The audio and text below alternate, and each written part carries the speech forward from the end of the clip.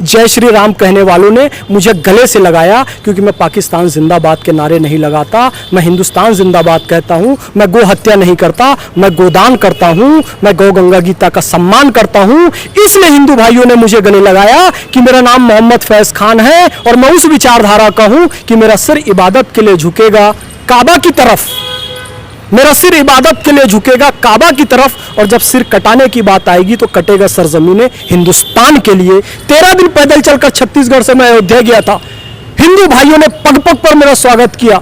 इस हिंदू समाज के बीच रहकर कोई कहता है कि डर लगता है तो वो झूठा है। मोहम्मद फैज खान उस समय भी 13 दिन पैदल चला जब लोग सोशल मीडिया में धमकियां दे रहे थे, लेकिन फील्ड पर लोग मेरा स्वागत कर रहे थे, सम्मान कर रहे थे।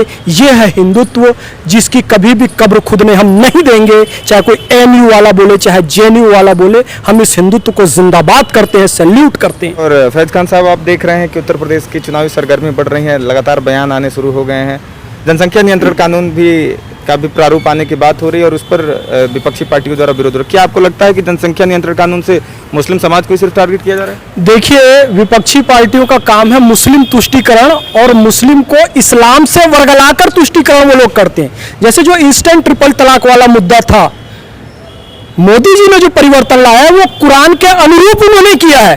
ट्रिपल तलाक को, इंस्टेंट ट्रिपल तलाक कुरान के विपरीत था, उन्होंने अकॉर्डिंग टू द कुरान किया कि 3 तलाक का क्या सही तरीका है। ठीक उसी तरीके से जनसंख्या नियंत्रण में विपक्षी पार्टियां ये कह रही हैं कि ये मुस्लिमों को टारगेट करके लाया जा रहा है। ऐसा नहीं है भाई साहब। जो मुस्लिम भाई देख रहे हैं ध्यान से सुने, बहुत मैं काम की बात बता रहा हूं मुस्लिम भाइयों को। अज़्ल का कंसेप्ट यदि आपको पता हो, इस्लाम में अज़्ल का कंसेप्ट है। अज़्ल जनसंख्या नियंत्रण से ही जुड़ा हुआ है। एक शख्स पैगंबर हजरत मोहम्मद सल्लल्लाहु अलैहि वसल्लम से आकर पूछता है कि मैं अपनी बीवी के साथ लंबे और मुश्किल सफर में जा रहा हूं और मैं नहीं चाहता कि इस दौरान मेरी बीवी हामला हो, गर्भवती हो, तो हजरत कोई उपाय बताइए। तो उन्होंने कहा तुम इस दौरान अज़्ल का प्रयोग कर सकते हो। अज़्ल का अर्थ होता है बाइस्खलन, यानी कि स्पष्ट है जब मुश्किल वक्त में आप हो तो आपको जनसंख्या नहीं बढ़ानी चाहिए, उस समय आपको अज़्ल का प्रयोग करना है, यानी कि जनसंख्या ना बढ़े इसके लिए काम करना है। आज तो जनसंख्या नियंत्रण के बहुत सारे साधन हैं, कॉपर टी है, गोलियां हैं, और भी जनसंख्या नियंत्रण के साधन हैं, उसका प्रयोग किया जा सकता है। इसको इस्लाम के खिलाफ बताया जाता है। जनसंख्या नियंत्रण इस्लाम के खिलाफ नहीं है। आज बेरोजगारी है, आज भूखमरी है, जनसंख्या लगातार बढ़ती जा रही है, तो यही तो मुश्किल सफर है ना जिसके बारे में पैगंबर हजरत मोहम्मद सल्लल्लाहु अलैहि वसल्लम ने अज़्ल की सलाह दी थी। तो मुसलमान भाई इसको ध्यान दें, यदि जनसंख्या नियंत्रण का कानून आ रहा है तो इस्लाम के खिलाफ नहीं है। आप विपक्षी पार्टियों के हाथ का खिलौना मत बनिए। यदि यह कानून आता है तो आप इसका स्वागत कीजिए, इस्तकबाल कीजिए, और कोई मुसलमानों के ही नहीं, आप अभी जो 50 साल की एज के, 40 साल की एज के जो लोग हैं उनके बाप पिताजी से पूछिए, उनके दादाजी से पूछिए, और उनसे खुद पूछिए। तो कोई 7 भाई है, कोई 8 भाई है, कोई 9 भाई है, कोई 10 भाई है। 13 के हिंदुओं के परिवार मैंने भी देखे। तो केवल मुस्लिम को टारगेट किया जा रहा है, यह कहना गलत है। पहले सबके 10-12 बच्चे होते थे, हिंदू मुस्लिम सबके। मुसलमानों को बिल्कुल नहीं टारगेट किया जा रहा है। देश के हित में कानून लाया जा रहा है। विपक्षी पार्टियां मुस्लिम तुष्टीकरण करने के लिए इसको मुद्दा बना रही है, ये बंद किया जाए। आपको क्या लगता है सर कि ये कि सिर्फ मुसलमान पर ही होगा? हिंदू के भी तो बच्चे होते हैं, हिंदू पर भी तो लागू होगा, उनके भी तो 4-5 बच्चे होते हैं। लेकिन क्यों, मतलब इतना क्यों दिखाया जा रहा है कि भाई इस्लाम के खिलाफ है, मुस्लिम समाज के खिलाफ है, उठो नहीं तुम्हें भगा दिया जाएगा, तलाक का मुद्दा आया, जनसंख्या का आ रहा है, UCC का आ रहा है, तुम पर एकदम खतरा है, इस्लाम पर खतरा है, क्या है सब? देखिए, मैं वैसे कोई सरकार का प्रवक्ता नहीं हूँ, लेकिन मेरी अपनी राय है, निजी राय ये है कि ये सियासत के दिखावे के वोट हासिल करने के लिए सब चीज़ें की जा रही है। कानून तो सबके लिए एक बनेगा, कानून सबके लिए एक होना चाहिए और उस पर इम्प्लीमेंट होना चाहिए ईमानदारी से। अब ईमानदारी से जब इम्प्लीमेंट करने सरकारें निकलती हैं तो कहीं ना कहीं एक तबका जो मुस्लिम वोटों का ठेकेदार बना हुआ है वो मुसलमानों को ये वर्गलाने निकल जाता है कि ये कानून आपकी जनसंख्या को रोकने के लिए बनाया जा रहा है, ये आपके ऊपर अत्याचार करने की कोशिश की जा रही है।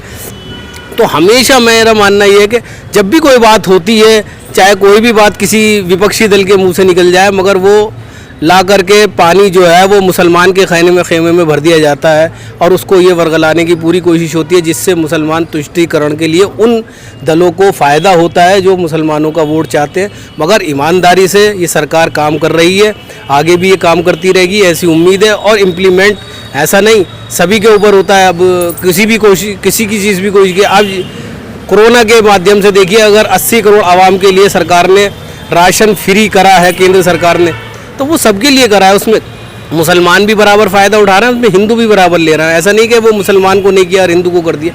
ये सब बातें हैं, इसको ईमानदारी से मुसलमानों को ठंडे दिमाग से सोचना चाहिए कि जिन दलों ने आपका वोट हासिल करा, आज उन्होंने आपकी क्या हालत कर दी, और जिन्होंने आपको वर्गलाया उन्होंने क्या हालत कर दी, और दूसरे लोग हमको वर्गला करके किस तरीके से अपना फ़ायदा उठा जाते हैं। इससे होशियार रहें और आगे ईमानदारी से अल्लाह पर यकीन रखें और ईमानदारी से इस काम के अंदर देश की तरक्की उन्नति पे लगे रहें। देश बढ़ेगा तो हम सब बढ़ेंगे आगे, और यही मेरी दुआ है कि इस ईद के ऊपर ये मैसेज सबको जाए कि अल्लाह पाक हम सब के अंदर इत्तफाक इत्तेहाद कायम रखे। अच्छा फैद भाई, एक और बात बताइए कि बच्चे पैदा करना न पैदा करना, इसमें कोई अत्याचार दिखता है क्या? अत्याचार तो ये भी है कि महिलाओं के ऊपर या फिर इस तरह की बातें, लेकिन लोग कह रहे हैं कि बच्चे नहीं पैदा। कई हम लोग ग्राउंड पे बात कर रहे हैं, लोगों से बात कर रहे हैं, ग्रामीण भ्रांतियाँ है कि नहीं ये हम पर अत्याचार हो रहा है। हमको ये ऐसा लग रहा है जैसे मतलब जनसंख्या नियंत्रण नहीं, सेक्स नियंत्रण कानून आ रहा है। नहीं, बिल्कुल ऐसा नहीं है। और लोगों में गलतफहमी जानबूझकर जो विपक्षी लोग हैं उस पर फैलाई जाती है। ये जनसंख्या नियंत्रण कानून किसी पर कोई अत्याचार नहीं है, ये केवल एक देश के हित में एक कार्यक्रम लाया गया है। भाई किसी को सेक्स करने या यौन संबंध बनाने से रोका जा रहा है, बिल्कुल ऐसा नहीं है। आप तो मैंने बताया ना, आप तो गर्भ निरोध के 25 किस्म के माध्यम है, आप कोई भी माध्यम अपना सकते हैं। और 2 बच्चे अच्छे, हम 2 हमारे 2, ये एक बहुत अच्छा, परिवार भी सुंदर बनेगा, देश भी अच्छा बनेगा और ये दुनिया भी अच्छा बनेगी। तो ये परिवार देश दुनिया को अच्छा बनाने के लिए कानून है। बेरोजगारी की समस्या का समाधान होगा, भूखमरी की समस्या का समाधान होगा, अशिक्षा की समस्या का समाधान होगा, आतंकवाद की समस्या का भी समाधान होगा, क्योंकि कहीं ना कहीं भूखमरी, गरीबी और अशिक्षा ही आगे जाकर आतंकवाद का कारण बनती है। तो इसलिए 2 बच्चे होंगे, सब सुखी से रहेंगे, अच्छे से पढ़ेंगे लिखेंगे। और इस दौरान एक साहब का और बयान आ गया, मैं उसको भी ऐड करना चाहता हूँ। साहब जनसंख्या नियंत्रण पे मुनव्वर राणा साहब ने कह दिया, क्या कह दिया कि जी 2 तो एनकाउंटर में ही मर जाते हैं, हमको ज्यादा बच्चे पैदा। मुझे समझ नहीं आ रहा है मुनव्वर राणा साहब के दिमाग को क्या हो गया है। वो कहते थे कि मेरे लहू का हर कतरा ईमान वाला है, मगर जालिम समझता है कि पाकिस्तान वाला है। अब मुझे ये लग रहा है कि तेरे लहू का हर कतरा पाकिस्तान वाला है, लेकिन मैं तो समझता था कि ये ईमान वाला है, क्योंकि उनकी जबान पाकिस्तान की अधिक दिखाई दे रही है। कैसे? वो कह रहे हैं हमको 10 बच्चे पैदा करने दो, क्योंकि 2 तो हमारे एनकाउंटर में मर जाते हैं। एनकाउंटर में आतंकवादी मरता है। उनका ये कहना कि एनकाउंटर में मरते हैं 2 बच्चे हमारे, यानी कहीं ना कहीं वो आतंकवाद की विचारधारा को, पाकिस्तानी विचारधारा को पोषित कर रहे हैं। तो ये करना बंद करें। इसीलिए मैंने कहा ना कि मैं तो ये समझता था कि ईमान वाला है, लेकिन तेरे लहू का हर कतरा पाकिस्तान वाला है। अब ये बोलना चाहिए, तो ये करना बंद कीजिए। इस तरह की बातें मुसलमान बच्चों का एनकाउंटर, आप कहना क्या चाहते हैं? मुसलमान बच्चे आतंकवादी हैं, ये कहना चाहते हैं? आप खुद मुसलमानों को 20 करोड़ मुसलमानों को कटघरे में खड़ा कर रहे हैं। तो मुनव्वर राणा को थोड़ा सोच समझ कर बोलो। मैं तो मुनव्वर राणा को सलाह देता हूं, चाचा उम्र हो गई है, घर में बैठकर आप ऑनलाइन मुशायरा कीजिए, नहीं तो चुप रहिए। राजनीतिक बयानबाजी करने की जरूरत नहीं है, देश का माहौल खराब होता है। अभी तो वो कह रहे हैं कि हम अगर योगी जी फिर से आगे सत्ता में, ओवैसी के कारण अगर सत्ता में आ जाते हैं तो हम यूपी छोड़ के भाग जाएंगे। देखिए, यही मैं कह रहा हूँ, शायर हैं, शायर का काम शायरी करना होता है, राजनीतिक बयानबाजी करना नहीं होता है। इसके पहले भी वो मैं इनाम वापस कर दूंगा, मैं देश छोड़ के चला जाऊंगा, तो घट रहे। पहले कहते देश छोड़ के चला जाऊंगा, अब कह रहे यूपी छोड़ के चला जाऊंगा, फिर कहेंगे कि मैं अपना शहर छोड़ के चला जाऊंगा। वहीं रहेंगे, कहीं नहीं जाएंगे। लेकिन उनकी बयानबाजी से देश में विवाद पैदा होता है, तो उनको इस तरह के बयान नहीं देने चाहिए। थोड़ी मैच्योरिटी का इस्तेमाल मुनव्वर राणा को करना चाहिए। आपको क्या लगता है, ऐसे जो उलूल जुलूल लोग बयान दे देते हैं और बता देते हैं कि इस्लामिक चीज़ है या फिर इसके अंतर्गत है, आपको क्या लगता है ऐसी चीज़ है क्या? मैं तो हमारे बुज़ुर्ग आरिफ बेग साहब का एक शेर पढ़ के ही पूरी बात कहूँगा। लिखी है स्याही से वो हम तहरीर बदलेंगे, हम अपने मुल्क के हर शख्स की तकदीर बदलेंगे। दरो दीवार बाशिंदे यही होंगे, लेकिन इनके चेहरे से मायूसी की तस्वीर बदलेंगे। मायूसी की तकदीर बदलेंगे, तस्वीर बदलेंगे, तस्वीर बदलेंगे। फैज खान साहब, एक और चीज़ है कि ओवैसी की एंट्री हो रही है उत्तर प्रदेश में, बिहार में 5 सीट जीते, और आपने देखा कि यूपी में भी लगभग 20% आबादी जो है अल्पसंख्यक की है, जिसको कि लेकर 100 सीटों पर लगभग बात चल रही है राजभर के साथ। क्या लगता है, ओवैसी की एंट्री प्रभावित करेगी उत्तर प्रदेश के चुनाव को? देखिए, ओवैसी जो है ये रज़ाकारों, इनके पूर्वज जो थे रज़ाकार थे, जिन्होंने हैदराबाद को पाकिस्तान से मिलाने की इन लोगों ने साजिश की थी। यानी कि भारत का जो हैदराबाद है वो पाकिस्तान बन जाए, ये लोग चाहते थे। ये उसी परंपरा को आगे बढ़ा रहे हैं, इसलिए पार्टी का नाम भी ये अपनी भारत के नाम पर नहीं रखे हैं, एक सीमित संप्रदाय के नाम पर रखे हैं। ऑल इंडिया मजलिस इत्तेहादुल मुस्लिमीन, ऑल इंडिया मजलिस इत्तेहादुल हिंद होना चाहिए, कि मतलब हम हिंद में इत्तेहाद चाहते हैं, खाली मुसलमानों में इत्तेहाद चाहते हैं। उनकी पार्टी का स्पष्ट संदेश है कि वो एक संप्रदाय और एक समाज विशेष के लिए है, और उसके हक के लिए भी नहीं है, बल्कि वो उनको लेकर सांप्रदायिक और ध्रुवीकरण की राजनीति वो करना चाहते हैं। ध्रुवीकरण की राजनीति के कारण ही इस देश का बंटवारा हुआ था, ये ओवैसी वही चाहता है। बिहार में 5 सीट जीता, ये खतरे की घंटी है कि उसने मुसलमानों को ध्रुवीकरण कर लिया। उत्तर प्रदेश में ये ना हो, हम ऐसा चाहते हैं। इस ध्रुवीकरण की राजनीति को, सांप्रदायिक राजनीति को खत्म करने के लिए जो कुछ भी करना पड़े वो करना चाहिए। एक आखिरी सवाल लेंगे कि क्या आपको लगता है कि पिछले 5 साल में आपको डर लगा है भारत में? मेरा नाम मोहम्मद फैज़ खान है और मैंने पूरे भारत में 30 माह 15,000 किलोमीटर पैदल चला हूँ, जिसमें से 80% टाइम मैं मंदिर और मठों में रुका हूँ, गुरुद्वारों में रुका हूँ। बाकी घरों में भी रुका, मस्जिदों में भी रुका, मदरसों में भी रुका, लेकिन अकेले चलते हुए 80% टाइम मैं मंदिर, गुरुद्वारों में, मठों में रुका हूँ और निर्भीक होकर रुका हूँ।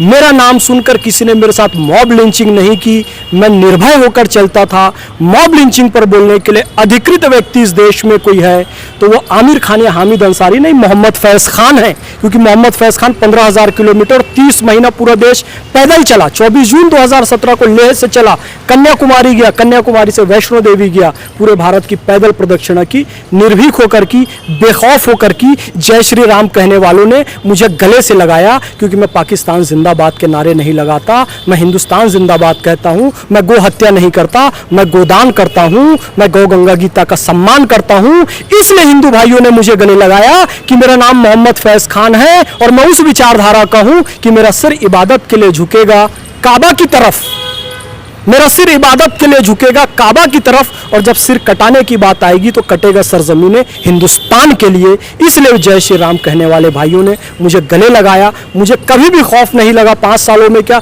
जब से पैदा हुआ तब भी, और अल्लाह के करम से और आप सबकी दुआओं से ताउम्र कभी मुझे खौफ नहीं लगेगा। मैं हिंदू भाइयों के बीच हिंदुस्तान में बहुत सुरक्षित हूँ। अब तो राम मंदिर के भी मुद्दे पे आप राम मंदिर निर्माण के लिए मिट्टी लेकर आ रहे थे, उस समय भी आप अकेले चल रहे थे, उस समय भी हमने कवर किया था आपको पैदल।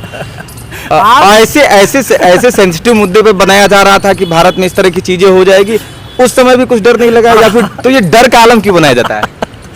आप ये देखिए, मैं 30 महीना जब गोमाता के लिए पैदल चला वो एक तरफ, और मैं 13 दिन छत्तीसगढ़ से लेकर अयोध्या तक पैदल चला। वो 13 दिन की यात्रा में तो लोगों ने ऐसी ऐसी धमकियां दी थी बकायदा सोशल मीडिया में कि इसकी गर्दन काट देंगे, इसका पैर काट देंगे, इसके साथ ये कर देंगे।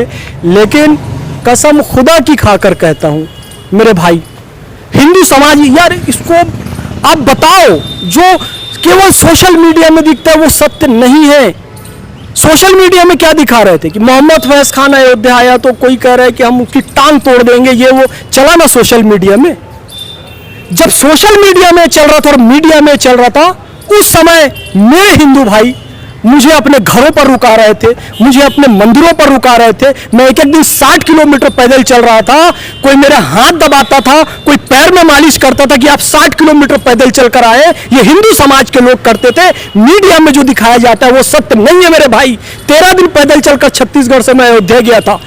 हिंदू भाइयों ने पग पग पर मेरा स्वागत किया, मेरा सम्मान किया, मुझे आर्थिक सहयोग किया, अपने घरों से माटी दी कि हमारी माटी भी लेकर जाओ, राम मंदिर के लिए चढ़ा दो। किसी ने अपने घर की तुलसी माता की माटी निकाल कर दी, किसी ने मंदिर की माटी निकाल कर दी, किसी ने अपने आंगन की माटी निकाल कर दी, किसी ने आर्थिक सहयोग किया, किसी ने शारीरिक सहयोग किया, कोई पैदल चला। ये हिंदू समाज है मेरे भाई। इस हिंदू समाज के बीच रहकर कोई कहता है कि डर लगता है तो वो झूठा है। मोहम्मद फैज खान उस समय भी 13 दिन पैदल चला जब लोग सोशल मीडिया में धमकियां दे रहे थे, लेकिन फील्ड पर लोग मेरा स्वागत कर रहे थे, सम्मान कर रहे थे। ये है हिंदुत्व जिसकी कभी भी कब्र खुदने हम नहीं देंगे, चाहे कोई एएमयू वाला बोले चाहे जेएनयू वाला बोले। हम इस हिंदुत्व को जिंदाबाद करते हैं, सैल्यूट करते हैं।